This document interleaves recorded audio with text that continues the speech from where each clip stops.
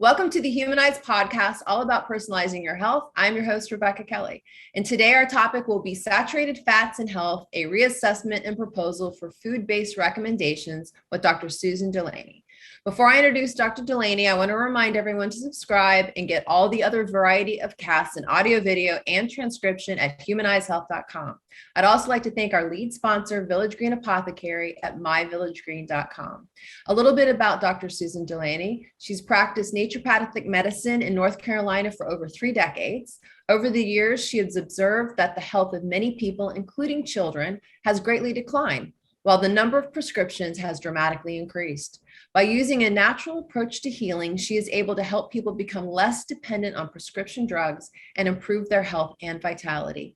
In her practice, as well as in her lectures, Dr. DeLaney inspires people using up-to-date nutrition science to take personal responsibility for their own health journey. Dr. DeLaney is passionate about educating individuals and their healthcare providers about the benefits of advanced nutrient therapy for balancing biochemistry, as well as the nutritional value of eating real food and healthy fats. Dr. DeLaney's latest project, Your Health is No Big Deal, It's a Million Little Things, provides links to 13 educational videos to help people learn more about healthy fats, the importance of fat-soluble vitamins, as well as simple changes individuals can make to improve their health. Dr. DeLaney, thanks for being with us today. Well, thanks for having me. I really appreciate the opportunity to talk about one of my favorite subjects, saturated fats, who've been so misaligned for years and years. So this is an article, right, that we're referencing today. So Yes. Where can we find this? This comes from the Journal of the American College of Cardiology in August of 2020. And unfortunately, it didn't get a lot of press because if many of you will remember, that's right as COVID was crashing our country. And also it's pre-election time. So a lot of other things took precedence. But this journal article on saturated fats was nominated as one of the top 20 articles that came out in that year. So it's a very important article, which given any opportunity to talk about it, I will. So well, thank you so much for bringing it to our attention. Obviously, a lot of us were focused on other things. So it's nice to come back and really revisit it. So why should we talk about it? What is it about it that, really makes you want to recommend that we take a look at it? Because this article totally reverses the current thinking that we have in this culture of we should eat a low-fat diet. And that has been really part of our food paradigm since the 1980s, when it was recommended that we eat a low-fat diet. And since that time, when that was instituted, people have again fatter and fatter and fatter in every age category and sicker and with diabetes, hypertension, cancer, heart disease on the low-fat diet. So there have been several studies that have tried to make this shift happen. In 2014, Dr. Rajiv Chowdhury and a team of scientists said there's no real evidence that saturated fat causes heart disease. So this is a perfectly great follow-up. It's a team of people, and they are very clear in this article that lowering saturated fats in your diet does nothing to change cardiovascular disease or lower your total mortality. So the demon that we have all avoided, saturated fats, should no longer be the demon. And in fact, that some saturated fats from dairy in particular have a protective effect against stroke and also developing type 2 diabetes. Now, that is not something your doctor will tell you. And so when I learned that the high school science teachers are telling students not to eat eggs because it will increase their cholesterol, and eat a low-fat diet because it'll make them fat, I'm going, I've got to say something about this. And so it's really important that they have some recommendations that you go back to eating fats as part of a food matrix. And so I think there's a shift in looking at fats and carbohydrates and proteins and going, oh, this is a part of our total food matrix, and we should no longer avoid saturated fats.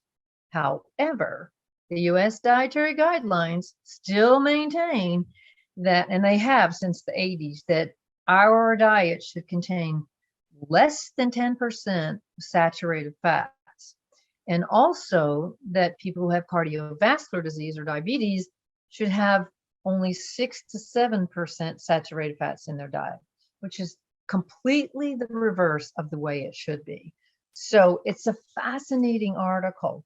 And one of the things that about this article is they go back and review the history of how this came to be. And so these are studies done in the 60s and 70s, and they reevaluate them.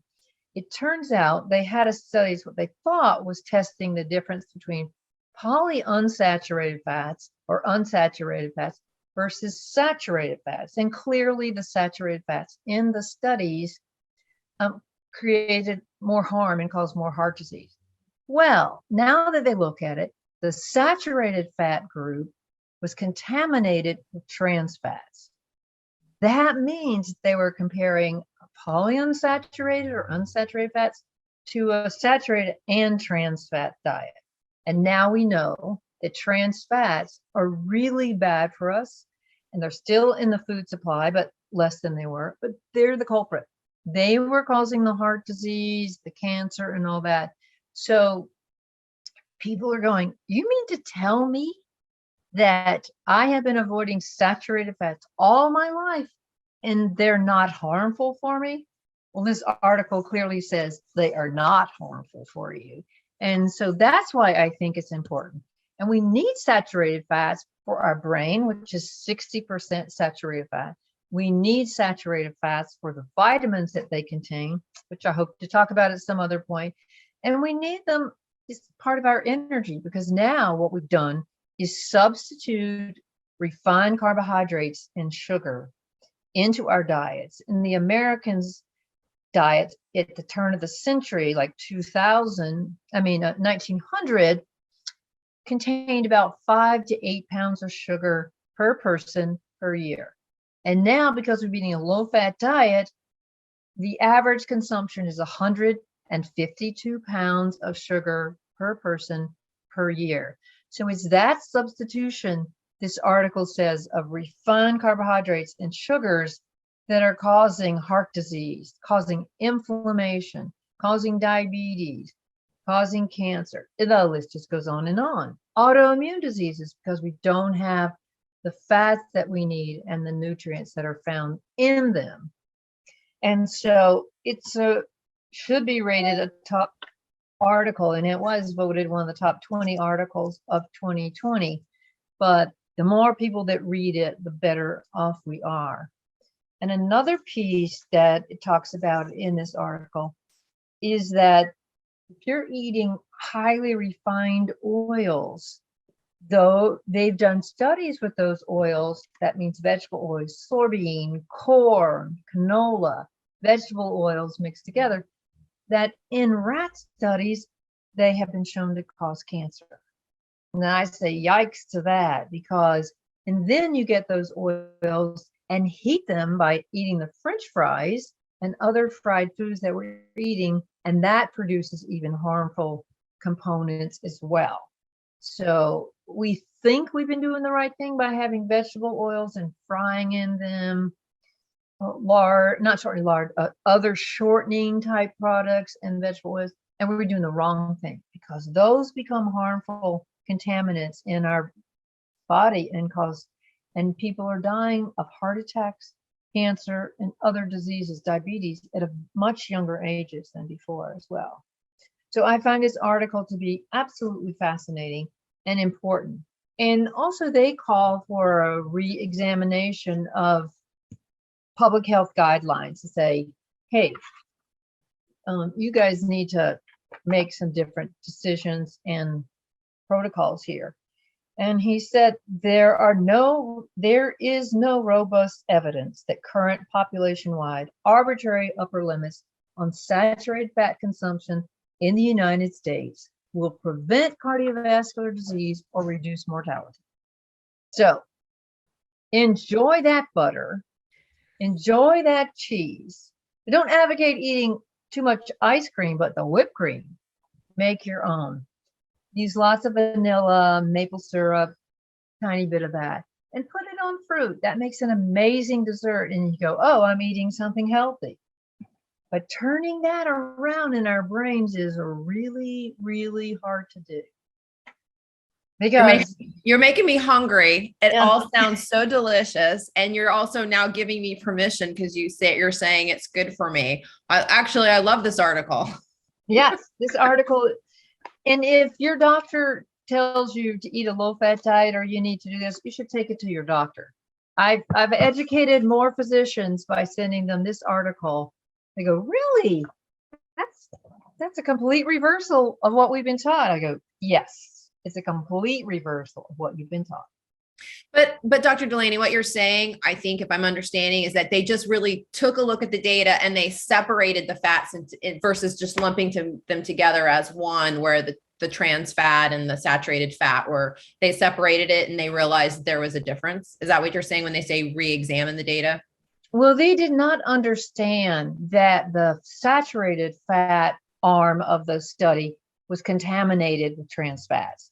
That's actually what happened, is that it was contaminated by a product they were using in the saturated fat arm. And so the unsaturated fat was polyunsaturated fats.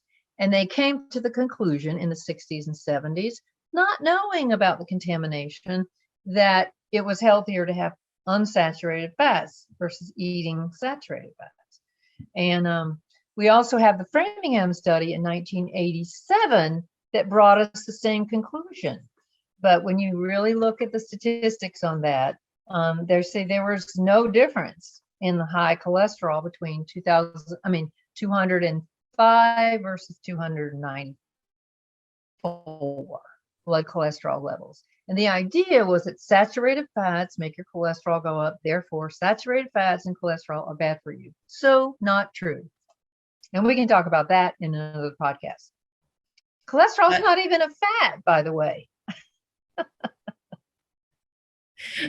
That's really amazing. Thank you so much, Dr. DeLaney. You have such valuable insights. I really love when you visit with us and share your knowledge.